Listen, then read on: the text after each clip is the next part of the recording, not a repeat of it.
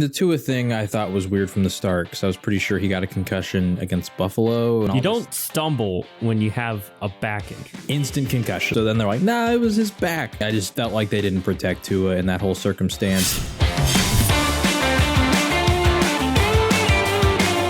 All right, welcome back to Shut Up and Ball. I am Aaron, accompanied by Mr. John Harris. We are back to react to week 4 of the NFL. Another pretty good week. I think going to the fourth quarter I think there's only one game that going to the fourth quarter wasn't a one-score game. I think that was actually the Kansas City, Tampa Bay. I'm not sure that was before the Monday night game either. But nonetheless, a very close week. And it was a close week between John and myself in our picks against the spread. Came down to Monday night. So we will go over that as well. But first off, we're obviously going to start with the Thursday night game, and that is the Miami Dolphins. They went to Cincinnati with their undefeated record, and unfortunately, when they left, no longer undefeated, took an L there, 27-15, and then also Tua got injured. That's been a widely talked about thing, and he's already ruled out for next week. So came in the week undefeated, left without Tua and a loss. So, John, what were your thoughts in regards to this game? And I don't know if you want to add any commentary in regards to the Tua injury. I'm not sure. I don't have really much to add personally, but I don't know if you had anything to say. The Tua thing I thought was weird from the start because I was pretty sure he got a concussion against Buffalo, and then there was the whole thing about the back with the loophole and all this stuff. You don't stumble when you have a back injury. Sorry, go ahead. Basically, like, the loophole was that if you stumble like that, you're supposed to be ruled out automatically unless they rule it's not neurologically rooted. And I don't know how exactly they didn't. I don't know. It was just the whole situation, all the context. You get hit like that, head smacks against the grass, you get up, you shake your head, and then you stumble. Just all of that combined, instant concussion. Like, everybody's like, that's a concussion. And so then they're like, nah, it was his back. I don't think anybody bought it. Now all of a sudden the doctor's getting fired that allowed him to go back out there. It's a whole thing. But ultimately, I just felt like they didn't protect Tua in that whole circumstance. And I think the team, the league, everybody has to take responsibility for that because, unfortunately, one of my favorite players, Robert Griffin III, had something similar happen, and concussions are no joke. Like, he was truly never the same after that happened to him. So I'm hoping for Tua's sake that he'll be all right. I hope they don't rush him back. You're 3-1, so you have a good start to the year. So if he misses a couple games, it's not the end of the world. So I hope he just gets the time off he needs. But for this game, it kind of went as I expected. I felt like Miami's defense was good, and they against Buffalo, they were all right. But ultimately, it came down to they allowed the ball to be moved. It was just they showed up big time in the red zone. And I figured that with Joe Mixon, with Cincinnati's overall weapons, they would be more efficient in terms of, once they got there. And that was the case. They made it to the red zone 3 times. They scored twice. Against Buffalo, I think they held the Bills out like 3 times in the red zone. So Miami wasn't able to do it in this one. And although, their defense, once again, for the most part was okay, it just came down to those crucial plays in the red zone where Cincinnati was just better than what Buffalo was able to do. And like I said, although they held out Joe Mixon multiple times, he was a difference maker there. T. Higgins was clearly a difference maker there. And then they got Hayden Hurst involved on like that late garbage time touchdown to seal it. So yeah, it was a good win for Cincinnati. I will say with Miami's defense too, I saw this stat after I made my pick, so it actually sort of made me feel more confident in it. But Miami, I think, is bottom in the entire NFL in terms of pressure. So they're not generating a lot of pressure on the defensive line. Like, they might be efficient with the pressure they are generating and actually turning that into sacks, but against the opposing quarterbacks, they are not putting a ton of pressure onto QBs for most of the game. So I felt like that was kind of the case here. Joe Burrow, he was only sacked 1 time. He was a little quicker getting the ball out, but compared to some of the previous games Burrow was playing, there was a pretty noticeable difference in terms of how much time he had to throw as well. So Bengals win it. it's not time to panic for Miami. I already seen people saying, oh, maybe they were frauds the whole time. Calm down. The Bengals are a good team. Just because they were 1-2 going into that game doesn't mean that they're a bad team. They went to the Super Bowl. They're just figuring things out. So tough loss for Miami, but nothing to panic over. Yeah, I'm right with you in regards to that. And then I think it's just important to lose Tua. I mean, I think we can all agree Tua's at least a little bit better than Teddy Bridgewater, a little more aggressive, especially at this point of his career.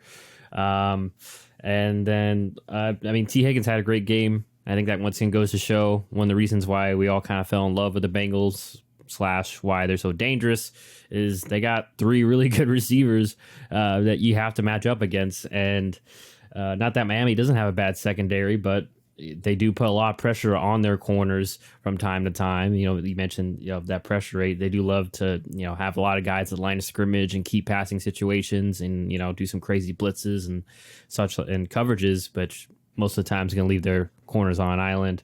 I think Xavier Howard too. I wasn't kind of on off in this game, but I think he got injured this game. Correct too. He left for a portion of time, I believe. He was reportedly dealing with an injury going into it, and then he didn't play very well because they're putting him one-on-one in T. Higgins, and T beat him a couple times, and they pulled him after that. So obviously not his usual self. But once again, it's just tough to match up against all those guys because you have to. They're probably doubling Chase since he didn't have a productive day, and then that was their plan. But obviously Xavier was 100%. But otherwise, I mean, I know I picked Miami. I thought they'd keep it close. I thought they'd get to Burrow a couple more times, like you mentioned. He was very good at getting the ball out of his hands, and I mean, obviously with those weapons that he has, he probably had no problem doing so.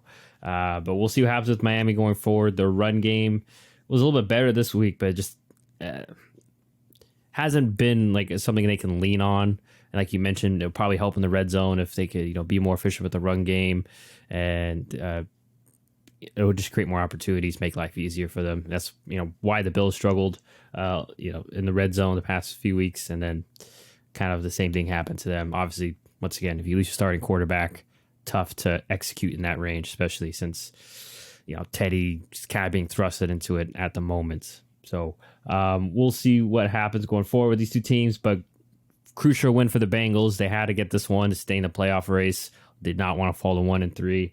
And like you mentioned, for Miami, you're 3-1. You still have a really good roster, really good team. At worst, maybe Tua is going to be out at least a week. Teddy isn't a huge downgrade from him, and regardless, Teddy's going to have at least an extra 3 days with the first team reps, so he'll be much better prepared come next week for whoever their matchup is. But now we go across the pond for the early game that apparently some people forgot, because I know you mentioned to me that some people were trying to messaging their fantasy commissioners or something after this game occurred early in the morning, which I thought was funny because I think we mentioned, I'm not sure if I mentioned it, but like that's, and I don't mean to be mean with this word, but it seems just like I don't say casual thing, but like I'm on ESPN Fantasy, or so ESPN, Yahoo, and Sleeper Fantasy, and I'm sure you are too. It has the time when the game starts. So if I was a commissioner, anyone came up to me, I would say the time is right there. Like you saw, it starts at 8:30. I know Kamara, Michael Thomas, and I guess Jameis, for a reason you have Jameis on your fantasy team, were like kind of game time-ish decisions and were all ruled out. But I mean, anyways, you could have set an alarm, something. I was up at that time. But regardless, it was actually a pretty good game. Most of the London games aren't. Went down to the wire. Andy Dalton filled in for Jameis Winston. Fortunately, it wasn't enough. Had a double doink field goal at the end to tie it that obviously didn't go in. So the Vikings held on 28-25. Justin Jefferson seemed to have a really good game. I mean, he kind of seemed back. Really good game for Chris Olave, too. I think he had a touchdown as well. But nonetheless, John, what were your thoughts in regards to this rematch from the Minneapolis Miracle? Just on the Kamara fantasy thing, if you're sitting there asking your commissioner to adjust the lineup, I just think that's selfish. Like, just wake up. I feel for you if you're on the West Coast because it was like 5:30 a.m., but it's not that hard to set an alarm if you care that much about putting Kamara in or out of your lineup. Like, just set an alarm, wake up 10 minutes before the game. If he's out, you bench him. If he's not, you put him back in and you go back to sleep. Like, it's not that hard. Like you said, everybody knew what time the game was just because you chose sleep over, apparently checking not. to make sure. Apparently these people, I guess, like, it's the game. Like, I don't know. Maybe we're just more in tune with it. If you don't know what time the game is, then you are a casual. Like, just to put that plainly. Like, even for me, I would say I'm a little bit more hardcore about fantasy. Like, if someone plays on Thursday, I won't put them in flex positions. I'll always put them in their actual position, because that way, in case someone else who might be better than that player actually gets hurt or something, I just have more chances to move around. So anyway, but that, like I said, I just take things a little more seriously, I guess, but you should know. If you didn't know what time the game was, that's on you. Overall though, for this game, heartbreaker for Minnesota there, or actually it was the New Orleans that missed it, right? Yeah. So heartbreaker for New Orleans. Will Lutz going down there, get the double doink, and doesn't go in to tie it. I'm sure that was a very entertaining game for the fans over there, because at least it was close. That's good. But otherwise, I don't know. I mean, I don't know what to really say about this game. I didn't watch it because it was super early in the morning. So I saw some highlights. Chris Olave scored a touchdown. It's good for my fantasy teams. Justin Jefferson finally showed back up, but I kind of expected that because the Saints defense has kind of been weird this year. Like, they have some good moments. They have some bad moments. I don't know. Marshawn Lattimore also doesn't really follow people unless they're named Mike Evans. So I expected Justin Jefferson to have a pretty decent game here. So I don't know. Like I said, don't really have much to say outside of a good win, I guess, for the Vikings. Also, just random thought. I've seen a lot of people kind of freak out about certain teams that coincidentally have all lost to the Eagles. And I think people maybe are not like, considering how good Philadelphia has looked so far. Like for the Vikings, when they lost to Philly, everybody panics and like, oh, they're done. But they're fine. Like, they're 3-1, right, at this point. And so the only loss is to the only team who's undefeated. Same with the Detroit Lions. Like, everybody's panicking. Or the Jaguars, not the Lions because they played in week 1, but the Jaguars, they just lost to them this week, and we're going to get into that later. Everybody's all of a sudden like, oh, they were frauds. Like, I don't know. I find it interesting that all the teams that Philly is beating, people aren't really giving them like credit anymore. I don't know if that's like people are slow on the Eagles or something, but anyway, don't have much to say about this game specifically. Yeah, I mean, not much to say. Like I mentioned before, the Saints were at a litany of injuries, and I know we read that. It probably spent like a minute reading that injury report back last week. And Andy Dalton's solid. He didn't have an amazing game, but obviously was good enough to keep them in the game. They just unfortunately couldn't close it at the end of it. So not much inventory to take here from either side. Obviously, good win for the Minnesota and New Orleans. I think we got a little lucky with the spread there, but regardless, I mean, also on the Kamara thing, last note, he was out last week. So, I mean, it was maybe likely he was going to be out this week, guys. Like, I have Kamara in the league too, and I didn't start him. They elevated Latavius Murray off the practice squad. Like, there were signs. Yeah. So, anyways, now we come back to the United States for the noon games, and we're going to start with one of the surprises of the weekend. Ish. I don't know if you cared about these teams, and that is the Atlanta Falcons. They pulled out a win over the Cleveland Browns, 23-20. I think I'm not sure if you predicted for Atlanta to win, but nonetheless, I did. Okay, well there you go. So kudos to you. I'll throw it to you in a second here, but it was a not very good game passing wise. It was a game that was dictated by the ground mostly.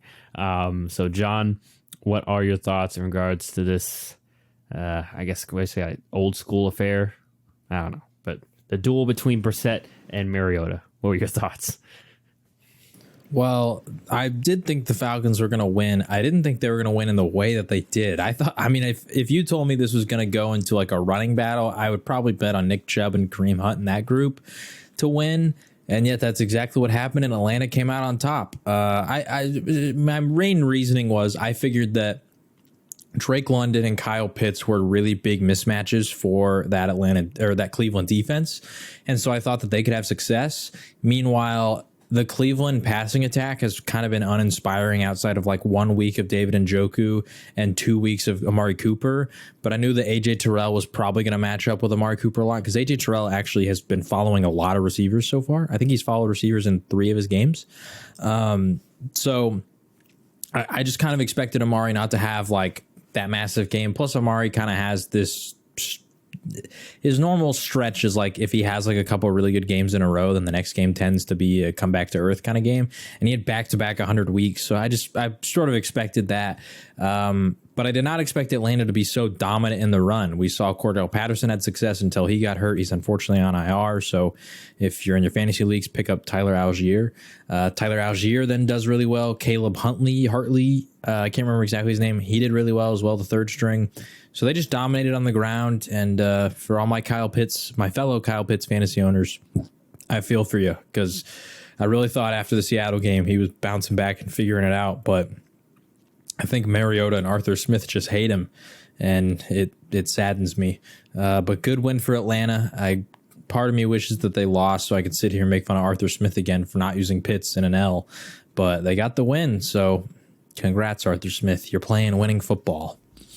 Yeah, I mean, if I tell you, John, especially after you pick Atlanta, I say, hey, future Aaron comes down and says, John, Marcus Mariota's going to go 7 for 19, 139 yards, and 1 interception. Do you think Atlanta blown out? Because 7 completions, no shot. Because I wouldn't rely on that running group to carry them the way that they did.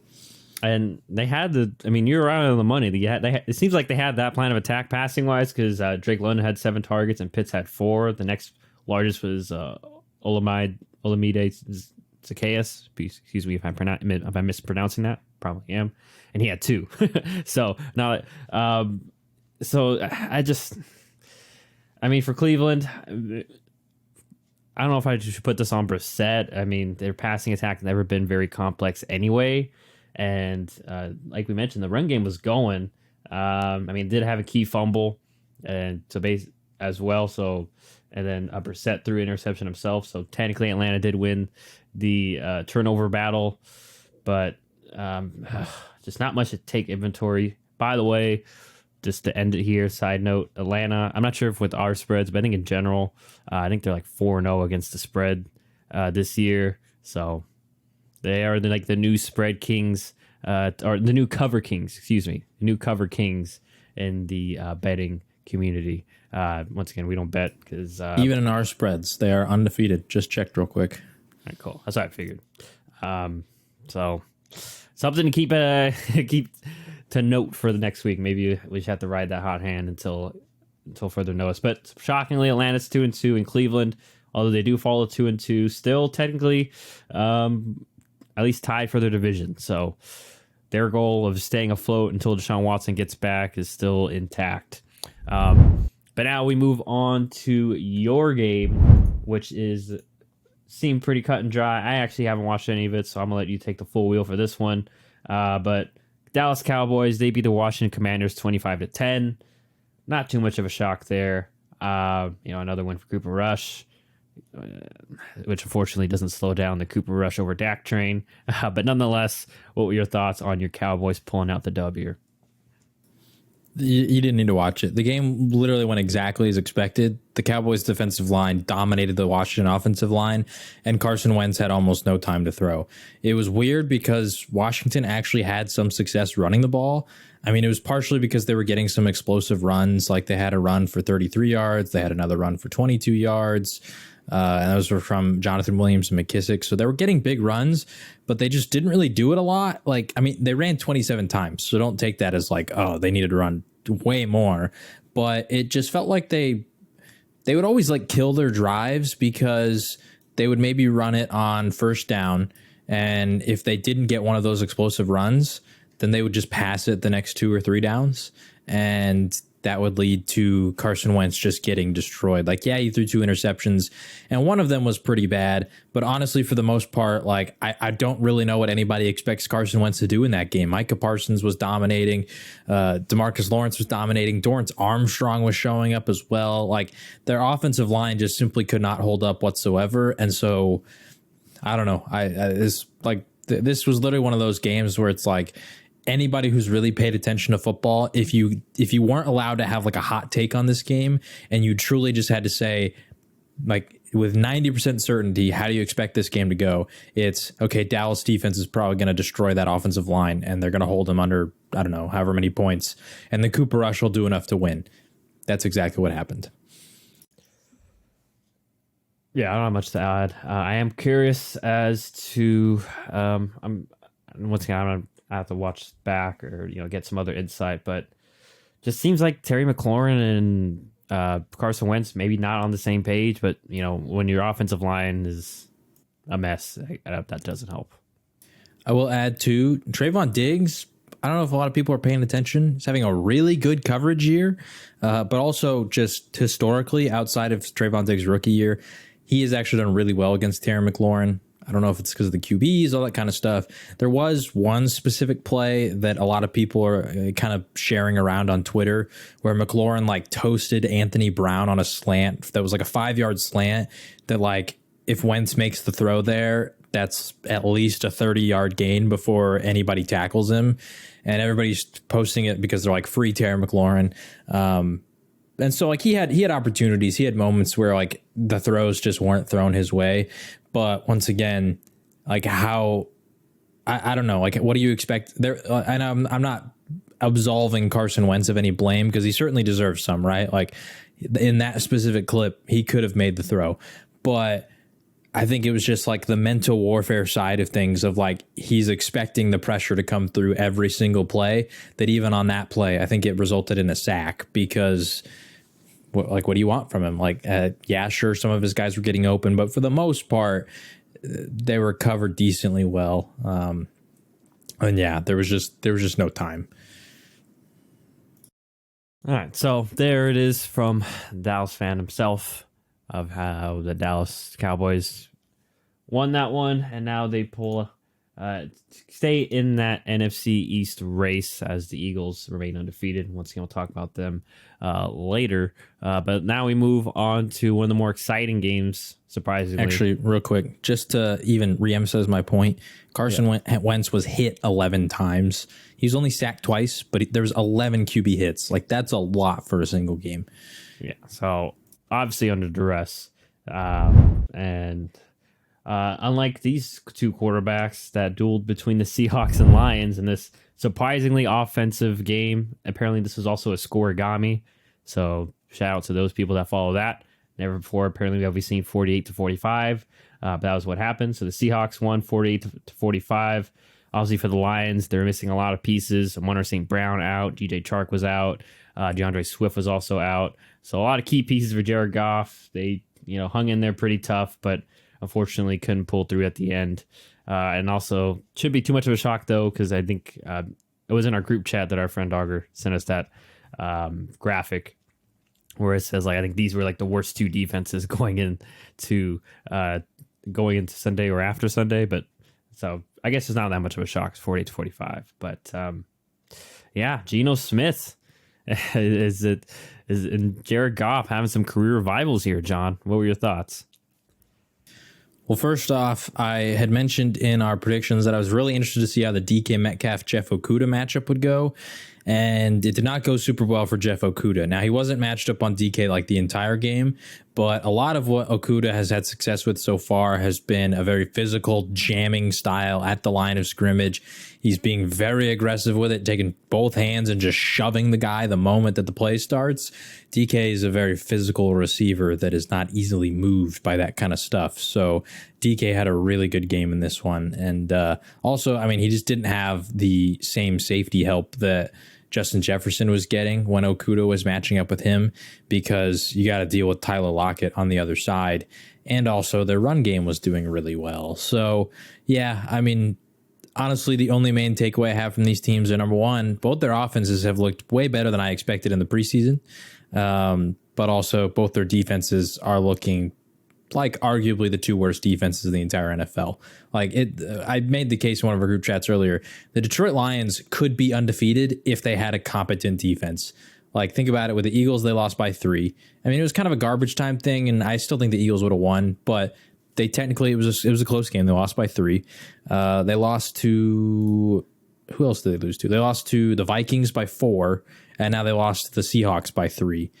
If they have a competent defense that can hold any of those teams to one less touchdown or field goal, they could potentially be undefeated. So it just goes to show you, like, their offense is showing up for the most part. but their defense is pretty bad. And for Seattle, they're 2-2. They're already exceeding my expectations.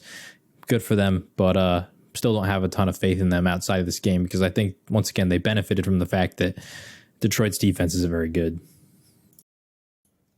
And I will say, I mean, at least for Seattle, good to see Rashad Penny, them be able to lean on him. He kind of found that spark that he found at the end of last season. It was good to see TJ Hawkinson ball out as well, and it was in a losing effort. But for DK owners, I mean, this year I avoided DK fantasy just because I didn't know what to expect. But it was good to see DK have a good game. And this is still your sell high moment, though. Like, this is the moment that you gotta. And you got the viral clip of him, being carted to the restroom because he got Paul Pierce in a way. Not really, except he didn't fake an injury. He just had to go, as he had to say after the game. So Seattle takes a big win there. Like John mentioned, somehow they're 2-2. And I mean, all you need is a chance, I guess, Gino. So we'll see if he can capitalize on that. But now real quick before we move to the next game, my offensive ball of the week, almost forgot, TJ Hawkinson from the Detroit Lions. I know they lost, but they put up 45 points on offense, so I don't really blame him or the offense for the reason they ended up losing. 8 receptions, 179 yards. That is 22.4 yards per catch, which for a tight end is absurd. 2 touchdowns. This was the 7th biggest fantasy performance, I think, from a tight end in the NFL history. Also, I think it was the best tight end performance in Detroit Lions history. Monster game. And I know that, like I said, I know that they lost, but I had to do it partially because he's on one of my fantasy teams, but also because no Amon St. Brown, no DeAndre Swift, no DJ Chark. He stepped up in a really big way. I just want to throw out too. I think on the broadcast, one of them was like, "This is arguably the best tight end in Detroit Lions history," and I was like, "Well, it probably is." I don't think it's arguable. There's not many. They had Brandon Pettigrew, who was just solid, and then Eric Ebron he had that one good year before he left on contract. But I think that I may be thinking of that when he went to the Colts his first year. I mean, so it's not like there's this long list of legendary Lions or even notable, no offense to Brandon Pettigrew and Eric Ebron, but of like these amazing Detroit tight ends. Dan Campbell was also, I think, had a cup of coffee in Detroit during his playing career. Yeah, the Googled list on ranker.com. No idea how credible this site is at all, but they have Charlie Sanders at number 1. He played in the 70s. Okay. And the number 2 is TJ Hawkinson. And this was before this season, so it says 2019 to 2021. All it took was 3 years, and he is the 2nd ranked tight end in their history. So I would imagine he's probably pretty quickly going to jump Charlie Sanders. I would imagine. But anyways, enough of those two teams. Now let's move on to an AFC South matchup. So yay, another fun, exciting game. That was sarcasm there. But Tennessee, they pulled out the win here against the Colts, 24-17. Seeming to be a similar formula to what they've kind of always been the past few years. Got Derrick Henry going, leaned on him. He had a really good game. And then Tannehill, pretty efficient, 17 for 21, 2 touchdowns, 1 to Robert Woods, too. So good to see Robert Woods kind of getting back into form. And then for the Colts, unfortunately, Jonathan Taylor, which he's on one of my fantasy teams, he got injured.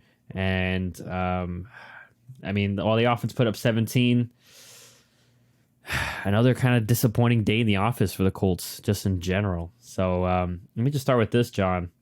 Is it time... I'm not sure if we mentioned this last week, but is it time to kind of just start panicking on the Colts? Yeah, I would say it is, because the really concerning part to me is their offensive line is the highest paid offensive line in the NFL, and they're not producing. Like, Jonathan Taylor had 20 carries for 42 yards, and you can blame Taylor on for some of that. Like, it's not like the offensive line is entirely at fault for everything, but this has kind of been consistent. Like, Matt Ryan doesn't have a ton of time. Jonathan Taylor has been super good, and the line just hasn't looked that great. And obviously, Matt Ryan also has not looked great. Jonathan Taylor has not been perfect. But that's the issue, is that almost everybody has just had issues and has not been super outstanding. Even Michael Pittman, I know he was kind of dealing with injuries, but he really boomed week 1, and he just hasn't really been that high of an impact player since. And I definitely think it's time to panic on the Colts because they just don't look good. Even the Titans, like the Titans have not looked like that great of a team. And I know Derrick Henry was going and all that kind of stuff, but Tannehill completed 17 to 21 passes, so he's efficient, and he only got 137 yards. Like, this was a very winnable game. Like, I don't know. Even though I thought the Titans were the better team on the day, just self-inflicted wounds. You think of, like, they fumbled twice, and they actually fumbled 3 times, but they lost 2 of them to that Titans defense. I don't know. The Colts, they're just not taking advantage of their opportunities. Yeah, you beat the Chiefs. Maybe you should start building some momentum off of that, and then instantly against a divisional opponent who you could have really put them in a deep hole of 1-3, and now they're starting to panic. You allowed them to climb back out of it. Now you're 1-2-1. They're 2-2. The Jaguars are 2-2. I am, as the person who picked the Colts to win this division, I absolutely think it's time to panic. Yeah, and I know some people say, well, they're only a game in that, or whatever, half a game, or behind because the stupid tie. I hate the math on that. But it's just this team hasn't looked impressive at all. And then once again, unfortunately, Shaquille Leonard, he got hurt, and he also with a concussion, and I think he also said he broke his nose too or something. So who knows? I'm not, if that'll affect how long he's out on top of the concussion. And yeah, I just think it seems like Matt Ryan. Credit to the Falcons. Maybe the change of scenery caused this, who knows, but he just seems like he's kind of at reaching his expiration point much sooner than I guess the Colts and most of us expected. And then, yeah, you mentioned the offensive line, not great, or at least maybe not living up to their billing as well, which, hey, it can happen.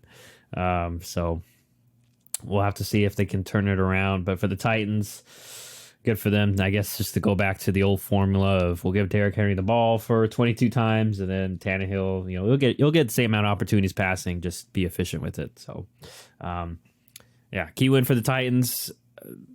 Tough loss for the Colts in this division. Once again, another exciting game we're coming up on. It is the New York Giants beating the Chicago Bears 20-12. Bears, tried very hard at the end. I don't know if you saw the last play. Their lateral play was like 45 seconds. Didn't really go anywhere. But yeah, kind of a battle of 2 ugly run-heavy teams. I'm shocked still to see that the Giants are 3-1 and the Bears are 2-2 after this. But that's what it is.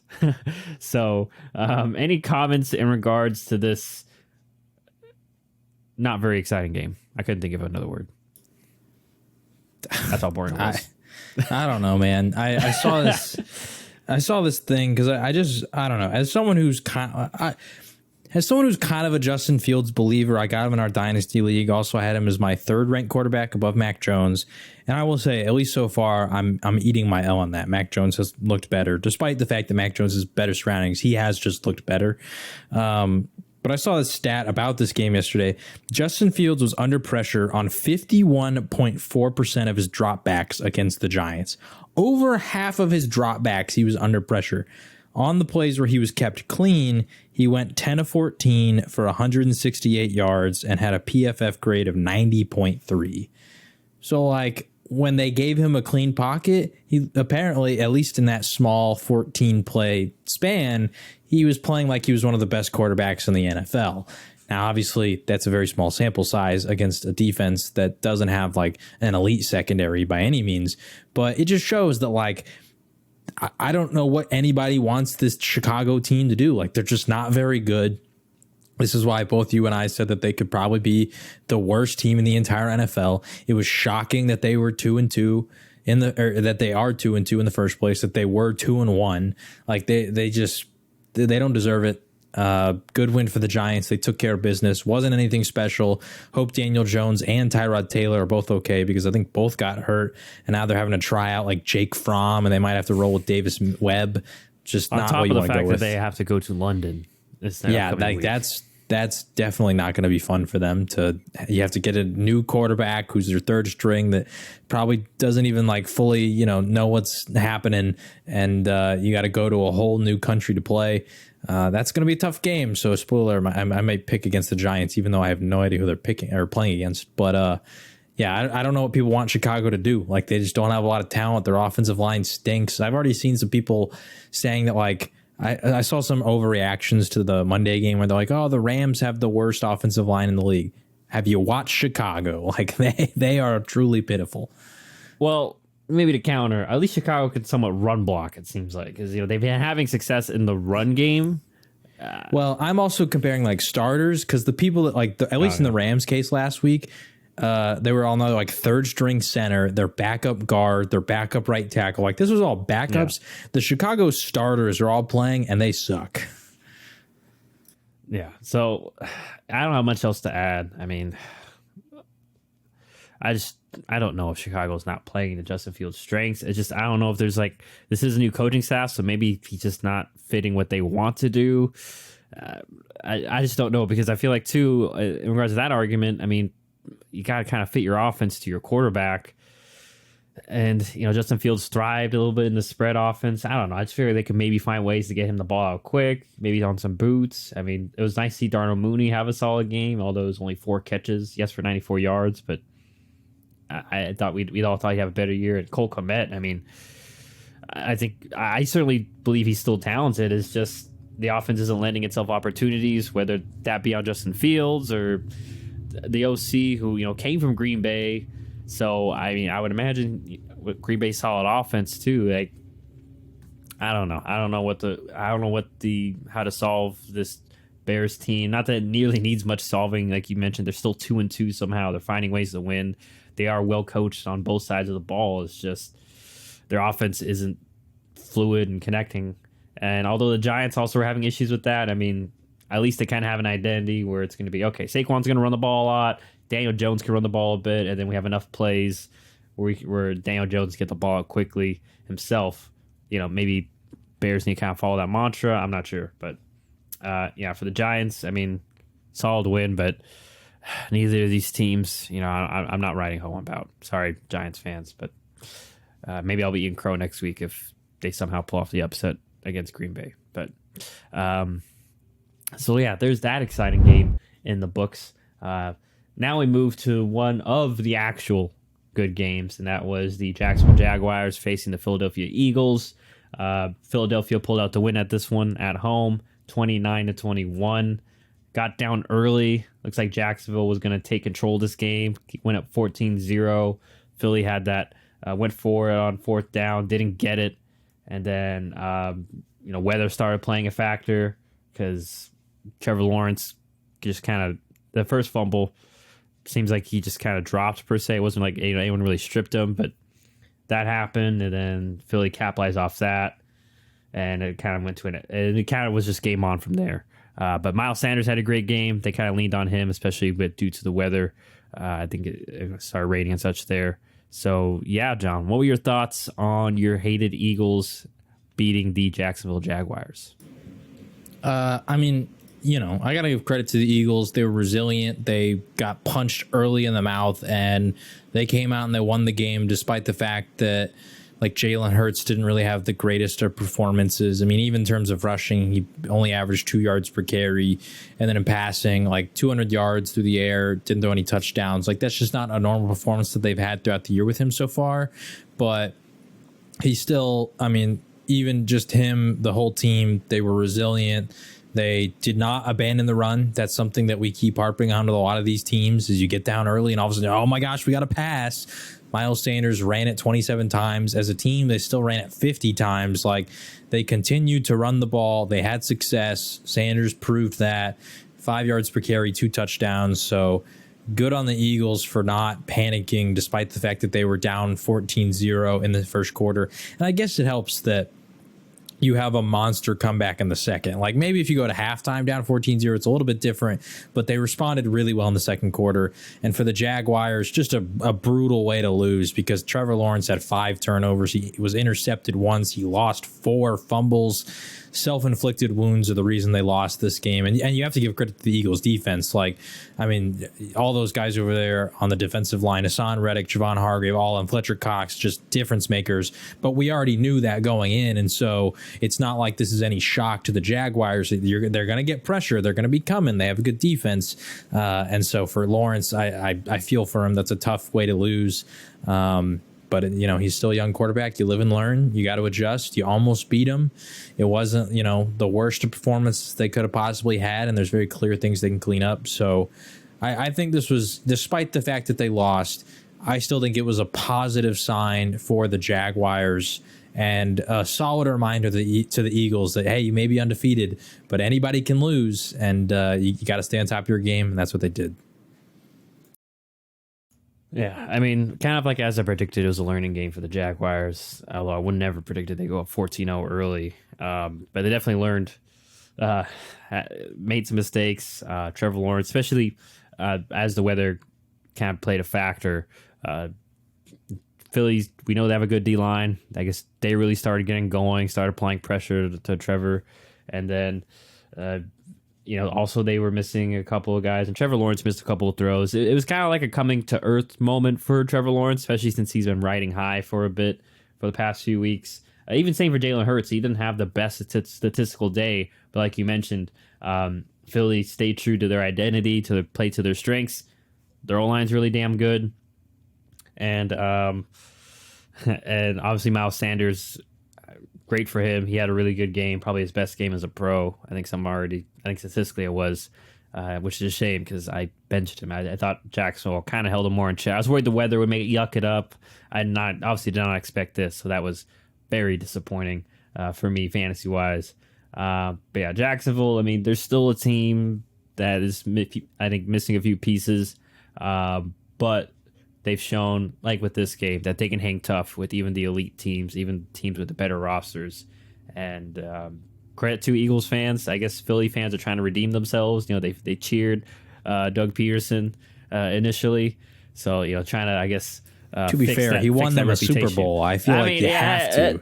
You never know. I mean, it's Philly fans. I mean, I'm not sure how they reacted. I guess Seattle did boo Russell Wilson, so I guess anything is possible. Anything. That's why. But then also, I mean, maybe the Seattle thing, the whole the reports that came out like a week beforehand with all like the deets, that didn't help. Well, Doug Peterson, it just the time is up for him there. But nonetheless, key win for the Eagles is they remain the only undefeated team in the league, and we'll see if they keep that going next week. But now we move on to one of the games I was actually stuck watching, which I did this to myself, so it's my own fault. But anyways, the Jets, they get a key win over the Steelers at Pittsburgh, 24-20, and Zach Wilson's debut. My guy Zach Wilson did it in multiple ways, through the air, had a few interceptions, but also even caught a touchdown himself as the Jets kind of found a spark late in the game. And meanwhile, for Pittsburgh, they were struggling too, and they threw in Kenny Pickett. So, John, what were your thoughts on Kenny Pickett's debut and also Zach Wilson's 2022 debut? Well, I just want to say, so I'm going to start with the Jets and Zach Wilson. I know a lot of people are going to look at the box score, and they're going to say, oh, Zach Wilson had a terrible game. He threw 2 interceptions. Just go rewatch that last drive. We got to remember, this is his first game of the year, and he's coming off an injury, all that kind of stuff. And it's still a good defense. I know that TJ Watt's not playing, but they still have Cameron Hayward. They still got Minka Fitzpatrick. They do a lot of crazy stuff, like we've always said. Not an easy game to be thrown into. And in Pittsburgh. Hostile environment. And you're also playing, like, first time he's playing with Breece Hall. First time he's playing with Garrett Wilson. Like, he's not Joe Flacco, who's had the games to build up chemistry with those guys. Even last year, like, you think back to, he had chemistry with Elijah Moore. Yeah, but Zach missed games last year. And then when he came back, Elijah Moore was out. Corey Davis was out. So, he barely had time with those two guys, even last year. So, like, Tyler Conklin, all these different players, there's just a lot of things that were going against him. That last drive by Zach Wilson, I was very impressed. I thought that was a great drive. Led them down to take the lead. So if you want to say he had a bad game, I'm cutting him slack because of the fact it's his first game and the fact that he had a really good final drive to end the game. And that's what you want to see. Like, everybody praises all these different quarterbacks throughout the league, like Jimmy Garoppolo, because they find ways to win. Zach Wilson just did that. So if you're going to do that, at least keep your criticisms fair. So I'll say that about the Jets. I don't know if you have anything you want to say about the Jets before we go to the Steelers. No, you really hit the main point. I mean, it wasn't pretty, but I mean, I'm not discouraged. Like you mentioned, I was more encouraged by Zach Wilson. Like you said, it's just literally, this is his first game. and basically in first real live action in over a month. And who knows if his knee's actually 100% or maybe just good enough to play. So who knows if that's inhibiting him. But I mean, obviously it was good enough for him to gritty on after he scored, which definitely a better gritty than Gesicki the other week. He's definitely been working on that. So also better than Mac Jones. Yeah, probably better than Mac Jones. But also Zach was, I think out of those, well, maybe not Gesicki, but out of those three guys, I think Zach's arguably the more athletic one out of those guys. Who knows? Nonetheless, though, I have nothing much else to add. Good to see Breece Hall get a little bit going. They obviously are leaning more on him in the run game, especially, and even the pass game. He got some opportunities as well. But nothing else to add jet-wise. Just going to say about Breece Hall real quick, too. If you don't have him in your fantasy league, now's the time to trade him because the boom is coming.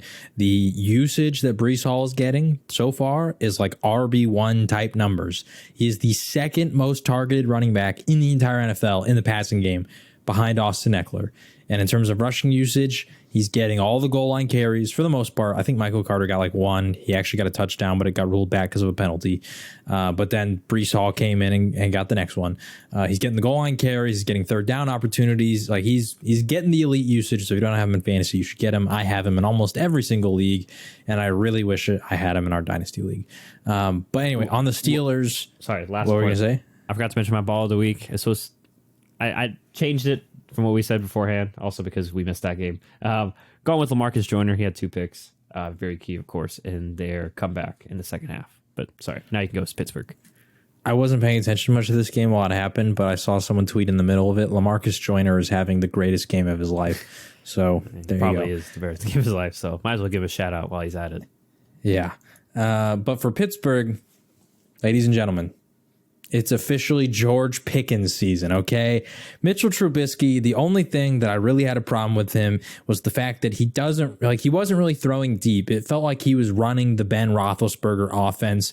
And also, I think that the one thing that I really like about Kenny Pickett compared to Trubisky is Kenny Pickett is just throwing the ball faster. It's not that he's even making better decisions. It's just he understands that he doesn't have a lot of time and he's getting rid of it quickly, whether it's the best read or not. If he sees a guy that is open, he's making the throw. Yes, he threw 3 interceptions. One of those, the last one specifically that I saw, was completely not his fault. It was a high throw, so I will say that it was not a perfect throw, but it bobbled off the receiver's hands, and it was one of those like tips where you like tip it literally straight up into the air.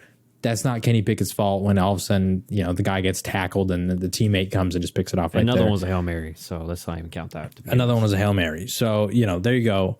And those were his only 3 incompletions. He was 10 of 13. He completed everything else because, once again, he's just getting the ball out quickly. There was one play to Pat Freiermuth, I think, where it wasn't a touchdown, but he got him close, and then it set up one of the rushing touchdowns that he got, where it was just simply snap, boom, he sees Freiermuth open. That was his first read, just hit him. He didn't even look for anybody else. He saw the guys open, he hits him.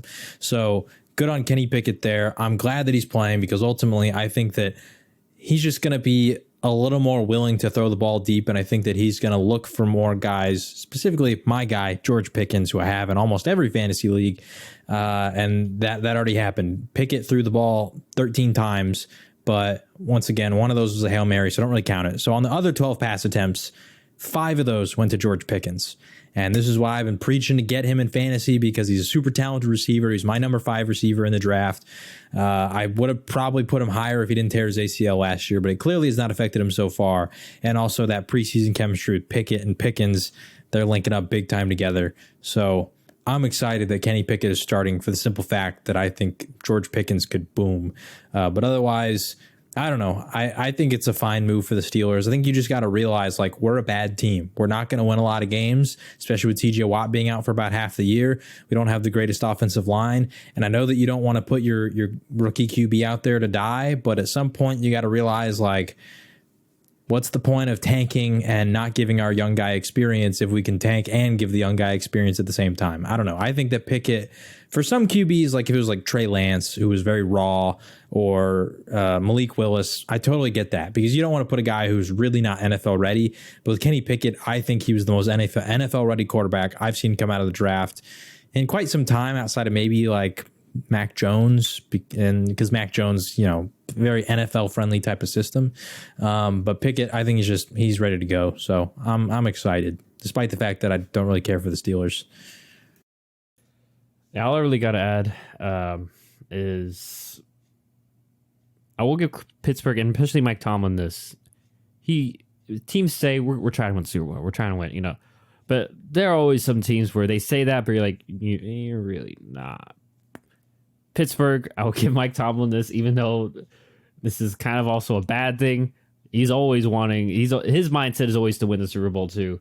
And the fact that he made this change and is now sticking to it. I mean, I think we both agree Pickett's probably better than Trubisky, but definitely a more consistent thrower.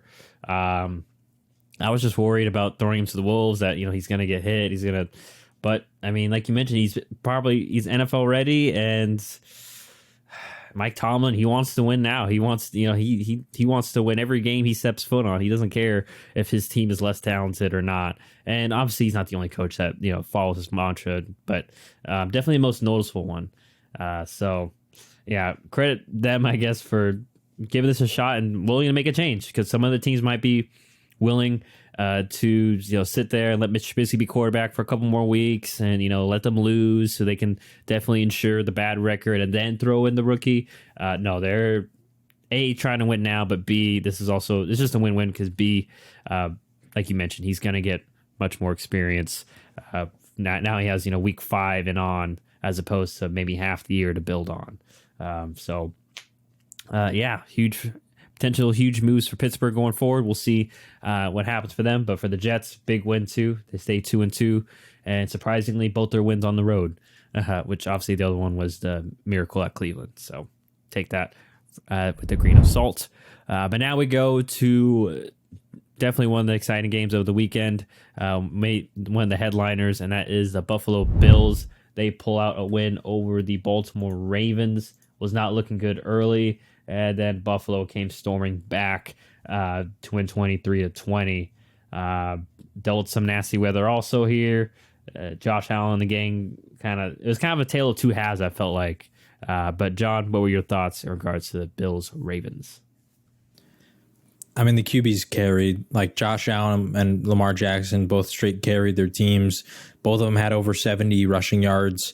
Both of them, obviously were, the QBs throwing the ball. So it was a fun game to watch, a defensive game to watch. I don't think it really lit up the scoreboard as much as most people expected.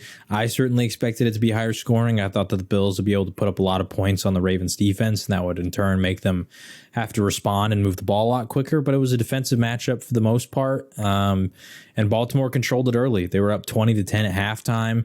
And then the second half was just all Buffalo. They adjusted. They just did not allow a lot of stuff to happen. Dobbins had like a really solid impact in the beginning where he was scoring those touchdowns, but in the second half, he didn't really do much.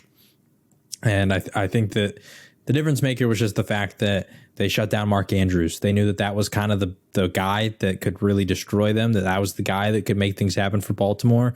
He has 2 catches for 15 yards. And nobody else really stepped up to the plate. I mean, Duvernay had a decent game, 51 receiving yards. But, if Devin Duvernay is going to be your leading receiver, I think Buffalo feels pretty okay with that. So, good win for the Bills. I think this was a strong way to bounce back after the Miami game last week where you lost a close one. Now you win a close one. And my baller of the week on defense, Jordan Poyer, 2 interceptions, including the game-clinching interception in the red zone.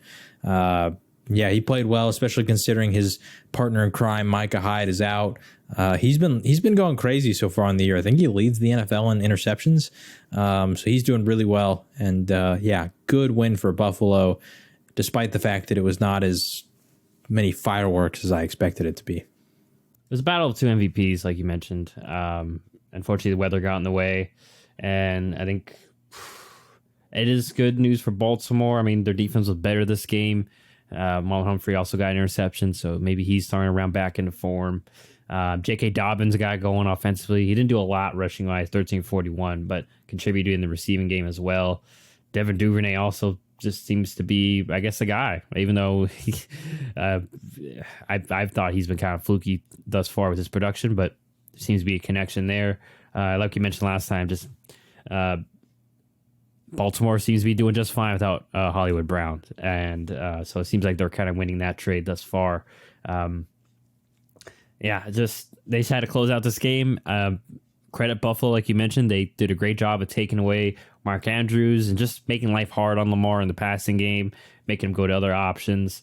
And even then, like I mentioned, Duvernay was their leading receiver in receptions and yards, and he had 451. And then although Lamar, still did his thing with 11 carries, 73 yards. I mean, Justice Hill had solid contribution, but never really let the Baltimore run game get going to ice the game. And then obviously Buffalo themselves found a spark later on in the second half, with their comeback. So not much else to add on my part. Obviously, Don mentioned his baller of the week, Jordan Poyer. And I do want to mention that last play. I mean, some people want to credit Lamar or, not credit Lamar, hate on Lamar a little bit again. Like, once again, we're blowing up over one play. Like, yes, Duvernay was open in the corner, but obviously he was late on that read, and he probably knew it too. Late on that read, late on that throw, which led to the Poyer pick. I mean, you can just tell by his reaction. He knew that, he probably should have just gone elsewhere been quicker on that. And I'm not going to blame him because probably his coaching told him to look at his other reads instead of that one. So, yes, we all saw it was open on the replay, but he probably wasn't taught to look at that and also there's pressure in his face pretty quickly too. He had to get out of dodge probably after the first or second read. So it's not like he could have sat there and, and dimed him up. So just a little food for thought there. Ease up on them Lamar hate people, even though there really shouldn't be any Lamar haters at this point. I think he's kind of already proven he's a pretty good quarterback. But nonetheless, they're out there. Now we move on to another good quarterback, and that is Justin Herbert, as he led the Chargers to a win over the Houston Texans, 34-24. A little bit of a revenge game from last year. I don't know if you remember, Houston upset them late in the year, which is one of the costly losses they had that cost them the playoff berth. But they take care of business this time. Austin Eckler had a little bit of revival, especially fantasy-wise, 3 touchdowns, and then Mike Williams had a solid game too. And then for Houston, it kind of went as expected, in my opinion, but obviously good to see Dameon Pierce be the lead back, and also he had had that 75-yard touchdown that went to show, just goes to show the confidence that a lot of people had in him. But John, what were your thoughts in regards to Chargers Texans? I don't have that many thoughts. Yeah. I mean, Eckler had a bounce back game, but even then, like, he wasn't getting the same usage that we saw last year. So yeah, he scored 3 touchdowns, and that's great because, you want to see him finally get involved. But I still think that it's kind of strange how he's not as involved as he was last year this time of year, or just the whole season actually. So still something to watch out for is, I don't know, maybe they're trying to prioritize his long-term health, especially with the injury bugs that's kind of hit their team recently.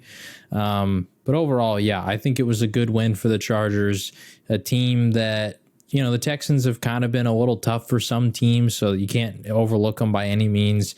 And they're able to go out there and they got the job done. But otherwise, I don't know. I think the only thing I still have concerns about is the Chargers' run defense. All of a sudden, Joey Bosa's out, and so it feels like all the progress that they may have made is now gone because of the fact that Bosa's injured. So, yeah, just something to watch out for moving forward, I guess. Yeah, so let's see what happens there. But yes, Chargers take care of business and stay relevant in the ever so tough AFC West and just AFC in general. They go 2-2. Houston still looking for their first win as they are 0-3-1. But yes, now we move over to the afternoon games. And to be honest, not the greatest selection before I even jump into these games. I wish the NFL would have rolled one of these games to a later slot because even though, and we'll get to this game, my Packers play, and it was a close game. Not very exciting, at least until the end. But first, we're going to make our stop over in Carolina, where the Panthers unfortunately lost to the Cardinals 26-16. Another one of these games I don't have much to say about, other than, I'm just going to do this quick before I throw it to you. I mean, Carolina's offense, lack of better phrase, they just suck. And I know that's a little bit on Ben McAdoo. I know their offensive line's not great, but they just suck. And then for the Cardinals, I mean, they're not much better, but Kyler's a little bit more dynamic, and they have fewer dynamic playmakers, and Hollywood Brown, and even on the defensive side of the ball too, have just a few more notable guys. Not that the Panthers don't, but what were your thoughts on this one, John? Another game I don't really have a ton of thoughts on. The Panthers are not good. The Cardinals are a little bit better. Ultimately, Kyler's better than Baker Mayfield, and that was just kind of the difference maker here because wasn't that entertaining of a game, wasn't that good of a game. So I don't know. Good win for the Cardinals, I guess, but I saw something about DJ Moore that I think out of 73 receivers that are eligible for this stat, he has the lowest graded catchable target, or not graded. He has the least catchable targets in the entire league or not the entire league. He was 67 out of those 73 in terms of catchable targets. So Baker Mayfield, he's just not good. Not good. Yeah, and you mentioned the kind of turnover battle between two quarterbacks. I think that basically just states this game. Baker Mayfield, 2 interceptions and a fumble. Kyler, just 1 interception. And especially in a game where two kind of closest talent teams, that will be a difference maker. So unfortunately, I believe I saw Matt Rule I think a lot of people are saying he's probably in the leader house to be let go. So we'll see if your boy can hang on much longer. Just unfortunate. But so yes, Arizona pulls out the win there, and that was actually your last victory of the week. And then after this, it just went poorly for you pick wise. And that's going to the next game where the pod curse lives on, because my Green Bay Packers, and this was very scary because I had the Patriots in my eliminator pick at work. I picked them to lose, and I was sweating bullets and also because my Packers are on the ropes. But yeah, I mean, once again, John, if I tell you Bailey Zappi is going to be thrown into this game at Lambeau, would you believe that it A, went to overtime, and B, that the Packers only won by 3, and that New England had chances to win? First off, we have some beef on this game, okay? Because the way the pod curse works is you're supposed to get it wrong and your team still wins. And that's what happened to me. I got my game wrong. I took Washington. They didn't cover, and Dallas wins. That's the deal. You don't get to win the game and cover. That's not how this is supposed to work. So, listen, as the first person to embrace the pod curse or jinx, whatever you want to call it, I just feel it's rightfully so that it went my way. But I will say, in regards to this game, I mean, Rodgers, it was, like Belichick said, late in the game, it was Rodgers making a few big throws. Obviously, the game should have been iced sooner. Dobbs, unfortunately, that touchdown pass is incomplete. The Des Bryant / Calvin Johnson rule, you got to keep a clean exchange of the ball when you're going down with it. But it was good to see Dobbs have a solid game. Obviously, Lazard's been the main guy. And Aaron Jones actually quietly had a really good game. Same with A.J. Dillon. It was really just a battle of the run games per se. And then it came down late in the game to Rodgers making a few more throws. Obviously, then Bailey Zappi. And once again, I mentioned this to you. I really hate, I'm just going to say it now. I really hate the people like Skip Bayless. Man, I can't believe Aaron Rodgers is in a close game with Bailey Zappi. It's okay, screw the other 52 people on the roster then, I guess, huh? Because New England, solid defense. They knew what to do. They slowed down the Packers offense for the most part. And although the Packers defense is good, I mean, New England, once again, played to their strengths. They said, man, we're on a third-string quarterback. Let's just bring in an extra tackle, and we're just going to run the ball. And that's what they did. They had success. Damian Harris had a solid game. Rondre Stevenson was good, too. And they had some creative pass plays off that. Some easy throws for Bailey Zappi to make. And, unfortunately, they couldn't get it done at the end, which, should be a shock. But, yeah, I mean, this Packers offense is still figuring out their way. So no shock that they, didn't blow New England out of the water. And once again, I know New England doesn't have Tom Brady. They're not sexy, but Bill Belichick's still there. And they've been, I know they're 1-3 right now, but they've been solidly, solid. They haven't been a complete dumpster fire. They're still a well-coached team. So just all that stuff annoys me. I know that you have the beef in regards to everyone giving quarterback wins. This is baseball, with pitchers, when it's completely different. So that's all the analysis I really have for the Packer game. What about you? Wins are not a QB stat. They're not a QB stat. If Aaron Rodgers loses that game, if the Patriots get the ball in overtime first and they go down and score, are we really going to blame Aaron Rodgers for that? That's exactly what happened after this game. Oh, Aaron Rodgers is the reason they lost, despite the fact that Dobbs drops. Well, also to any Packers fans who wants to complain about that drop, yeah, talk to me. Yeah, guess what? Welcome to my life for the last 8 years with it. And by the way, I think the only reason Matt LaFleur challenged that was because apparently I guess the play clock was running out. Because remember, you saw that feed where Bill Belichick's super angry. So maybe I'm assuming he maybe did that. So he's going to use a timeout anyway. So maybe give myself a little more time, and maybe they somehow, because refs are refs, somehow they call it touchdown. But yeah, as soon as I saw that, I was like, that's not a catch. Yeah, it's the exact same thing that happened to Des Bryant, basically. But I was really hoping Dobbs had actually caught it and they would overturn it because I got him in fantasy. He was on my bench, but I mean, sell high kind of moment if he has 2 touchdowns and like 100 yards. Anyway, I mean, it was a good win for the Packers. It wasn't pretty, but a win is a win. I know that Bailey Zappi played, and you got to give credit to the Patriots and their staff because I've been very critical of this offensive play calling staff. And despite the fact that they had a 3rd-string quarterback in there, they made things happen. Now, a lot of that was because Damian Harris and Ramondre Stevenson had success on the ground, and this is the age-old thing of every time I see the Packers have some difficulty stopping the run, I think of you talking about Raheem Mostert is still running, and it starts to worry me. But overall, they're fine. They got the win here. Aaron Jones had a great game. A.J. Dillon had a great game. Aaron Rodgers had a solid one. And Allen Lazard had a really good game, too. I think that's kind of been underrated, is that he had a really solid performance. So, fine win for the Packers. And although it wasn't the prettiest of ways to win, they came out and they got the dub. Yeah. So, my Packers take care of business at home. Now we move to Las Vegas, where the Raiders took care of business at home and got on the board with their first win of the year. They beat the Denver Broncos 32-23. Basically, I mean, if they fall in that 0-4 hole, I would assume it would have been game over. I know it's only 4 weeks in, but it's just a tough hole to climb out of, especially division-wise. But they get a key win. And a little bit shockingly, I criticized their offensive line. The offensive line made holes in the run game for Josh Jacobs, as he was very key to their victory here. He kind of had a revival game with 144 yards and 2 touchdowns. And for Russell Wilson, this offense, unfortunately, they lost Javonte Williams, which hurts me too, and having multiple leagues. And obviously, it hurts Javonte, and hopefully he can get back.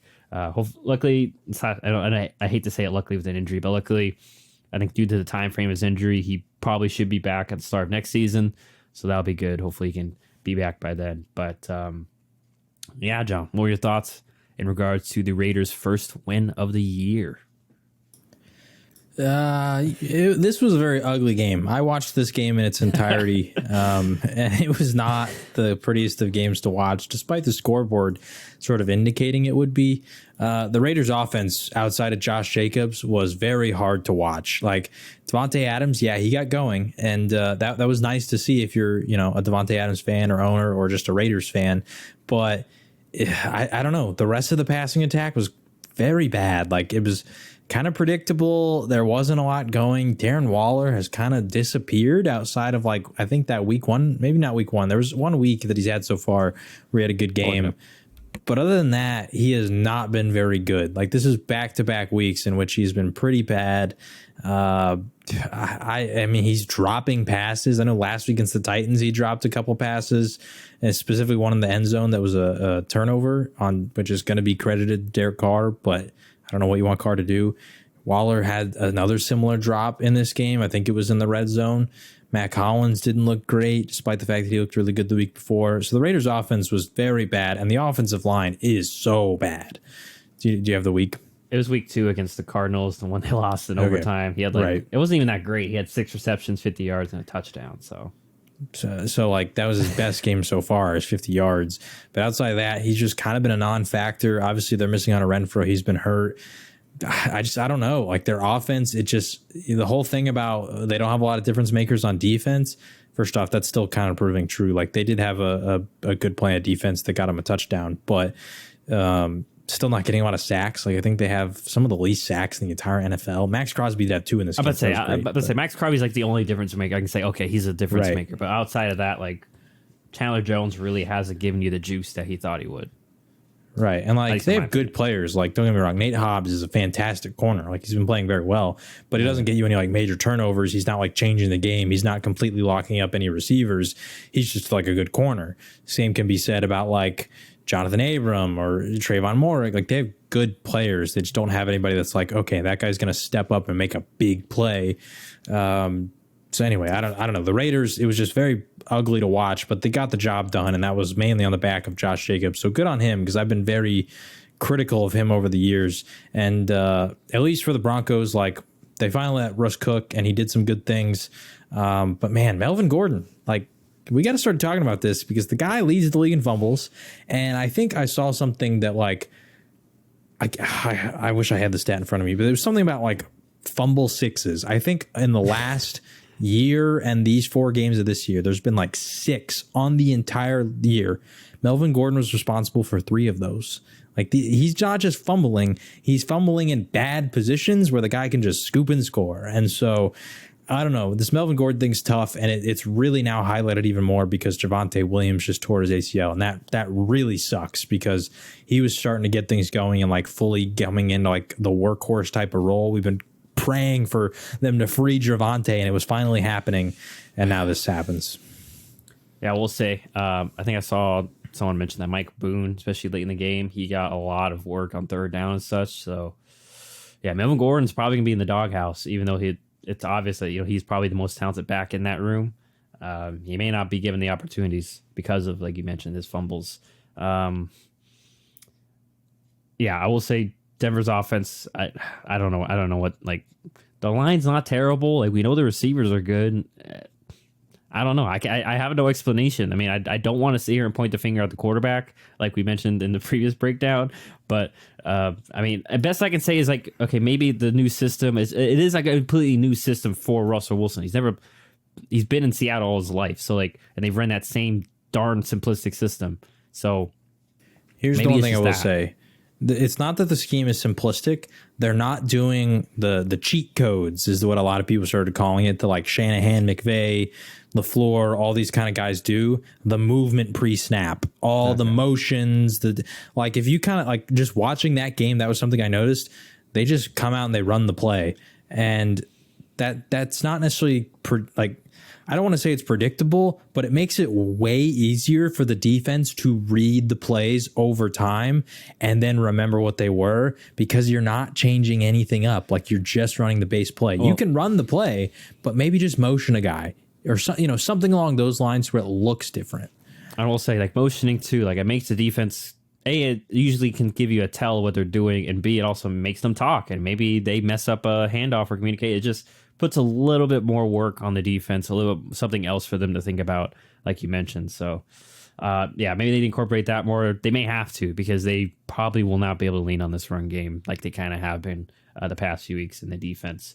But yeah, I know we dogged a lot in Las Vegas, but big win for them, and credit Josh McDaniels, like we mentioned.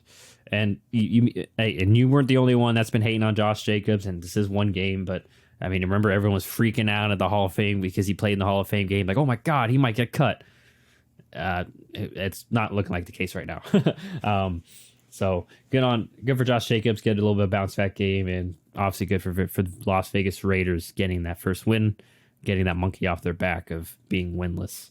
And hey, people can't call them the worst team anymore by record, because they don't have the worst record. So big win for the Las Vegas Raiders. As I mentioned, they go to 1-3. Denver's got some reflecting / adjusting to do with the loss of Javonte Williams.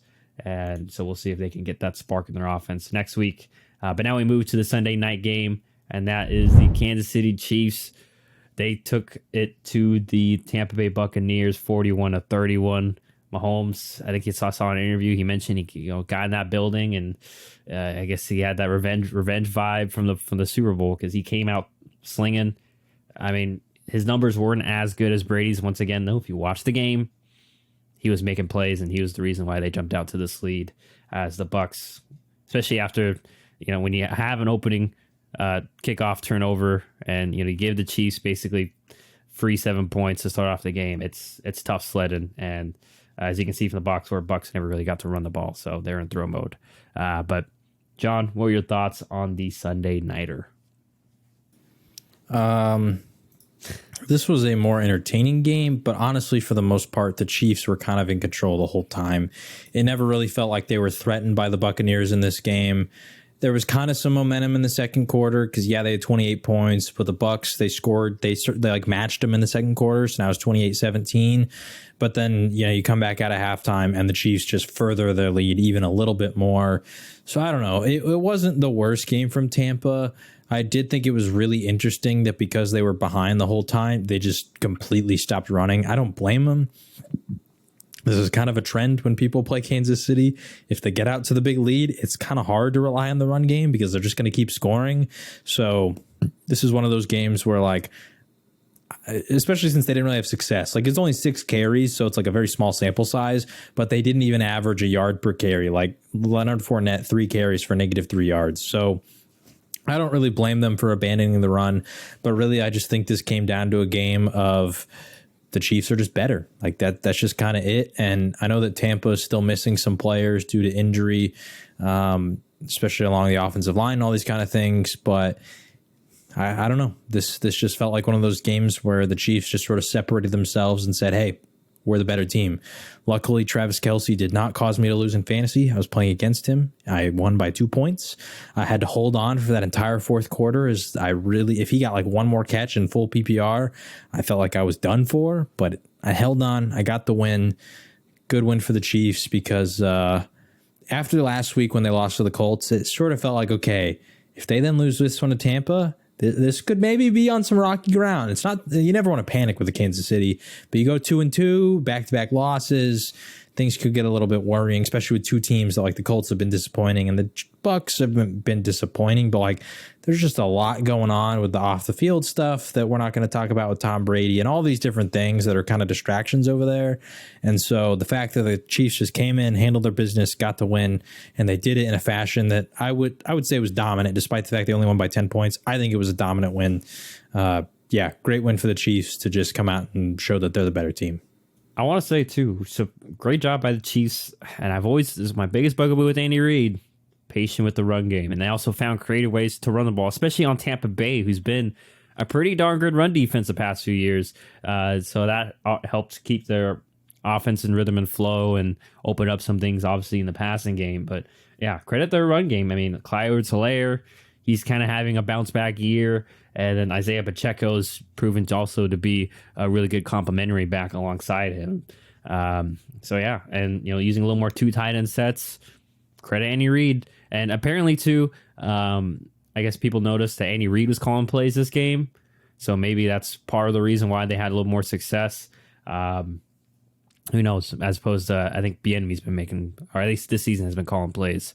So maybe that was the change that caused this. I don't want to sit here and point fingers because we don't truly know. But yeah, great win for the Chiefs. And yeah, like you mentioned, offense is kind of back on track. And they're right back in the saddle at 3-1 in the AFC race. So now we go to the last but not least, the Monday night game. And that was between the San Francisco 49ers and the LA Rams. San Francisco held strong at home and they beat the Rams 24-9. It was a pretty close game in the fourth quarter. Kind of, the score is a little deceiving unless you actually watch the game. Debo had a long touchdown, and the Niners just kind of, it seemed like they just were able to get a few more drives than the LA Rams. So, what were your thoughts in regards to this NFC West showdown? I don't mean to sound like a Jimmy Garoppolo hater, but I really wish I could see the yards after the catch for all the receivers for this game. Because, man, it really felt like Jimmy G, like he didn't have a terrible game. Like, he did his thing for the most part. He did what a game manager, what you want them to do. But Debo had like multiple big plays. Juszczyk had that big play. I would just really love to see the yards after the catch stat on this one, to see like how many yards were the other players actually responsible for once they caught the ball. And also, sorry, on that long Debo touchdown, I mean, it was almost a pick. Like, and honestly, if he doesn't throw it high, which many people, especially experts, are speculating, did not mean to purposely throw it high. So kind of lucky, because otherwise, once again, if he throws it right at his chest, it's probably a pick 6. Yeah. So, yeah, but I That very well could have been a very bad throw. Like when Kenny Pickett threw that pass high that got intercepted, that could have been that kind of a throw that he didn't mean to do that. And everybody's going to praise him as like, oh, great ball placement. Only his receiver could go up there and get that. And maybe that's what he did. Like, I'm not going to sit here and say that he didn't, but all I'm saying is that the yards after the catch really the explosive plays from the 49ers playmakers, Jeff Wilson included, was the difference maker in this game, because the Rams just are the total opposite. I mean, literally their longest play of the game was an 18-yard play from Cooper Kupp. And Cooper Kupp is like, he's the best receiver in the league. I think both of us had him at number 1, but he's not your deep play explosive guy. He's the guy that's going to work over the middle and just churn out yards over and over and over throughout the game and just continuously get open. And I know that this is something that the announcers have repeatedly harped on, so I'm not going to go too long in it. But man, they're missing Van Jefferson and Odell Beckham Jr. Like, those are the guys with their deep threats. It's really unfortunate that Tutu Atwell has not really panned out to be anything really. I don't know if it's like he's just not good enough to be used, but they're not really using him at all. And it feels like they just don't have anybody to take the top off the defense right now, on top of the fact that their offensive line isn't very good. I will say, for anybody who's panicking about the Rams, don't forget they traded for Von Miller at the midway point of last year. They signed Odell at the midway point of last year. I would fully expect this front office to be very aggressive in fixing these very obvious issues. Yeah, I think, like you hit on the main issue, and thing I've been harping on this, is just their offensive lines is just, I mean, you already mentioned it earlier, they're on like their third string and second string guys. So it already wasn't a great offensive line to begin with. And it's just, and no offense to the guys that are filling in, just getting worse, to be honest. I mean, their run game has not been what it has been in previous years. I mean, between Darrell Henderson and Cam Akers, like neither of them have really been able to get going.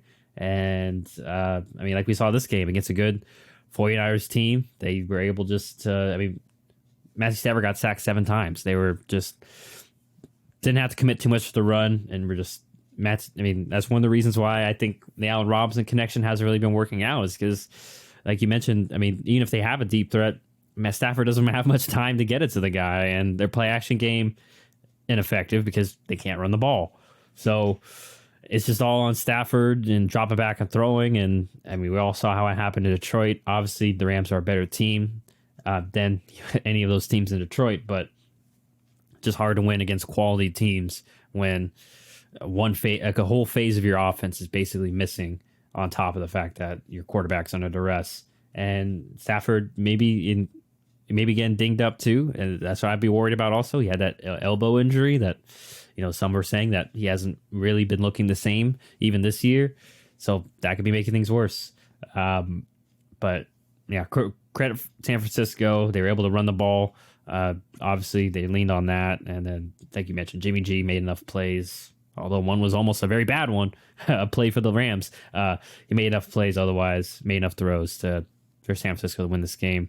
But yeah, I do want to say San Francisco defense, they got some good pieces there. I mean, that's obvious, but the guy that had the pick six, I'm going to mispronounce his name, but Hufanga. I'm just going to go with the last name. He's really been popping recently. I remember watching the NFC Championship or division game too. He was already popping there, but this year he's proven that. I mean, they let go of Jaquiski Tart for him, and he's been a really good piece for them. And then Travarius Ward, Nick Bosa was talking about him in an interview. He's been a solid piece, even though they put up the stat that he's been targeted the most, but he's done a pretty solid job. He hasn't been absolute burnt toast. So, yeah, Niners maybe gaining some steam. We'll see what happens going forward. As the Rams, as Sean McVay said in an interview too, they got some things to figure out on offense, obviously. But yeah, that was week 4. And I forgot to mention too, for the Denver game, Josh Jacobs is my ball of the week. So sorry, Josh, I completely glossed. I was sitting here talking about everyone's disrespecting you, and I accidentally disrespected you by glossing over you. So sorry about that, Josh. You were my offensive ball of the week. But otherwise, we'll be back later this week with our picks against the spreads. Obviously, I went 10-6. I had San Francisco, and that Monday nighter, John went 9-7. I sent him a message, literally before the Monday night game. I was like, man, of course it goes down to Monday night. We have all these differences, and we end up tied up going into Monday night. And luckily for me, I got the win there. So I know I'm only 2 games ahead of John. It's not like I got much of a lead. And I'm officially back at 500. John, obviously, you're 4 games off. So maybe you'll bounce back next week. As per usual, though, you can find our stuff on YouTube. We are on the road to 1,000 subscribers. John's doing amazing editing work there. That is Shut Up and Ball. That's the page. Feel free to subscribe. Unlike some other sites, subscribing is free and liking is free. So please do so. And then also same for our podcast itself. If you want to just listen to the whole thing or portions, that is on basically all podcast streaming platforms. We have a Facebook page, Shut Up and Ball. Our main social media source is Instagram at Shut Up and Ball Pod. Once again, where John's our editor, so credit to him, all the graphics there. And then we have a Twitter and a TikTok as well, which is at Shut Up and Ball. But otherwise, like I said, we'll be back later in the week. We will see you all then. Adios.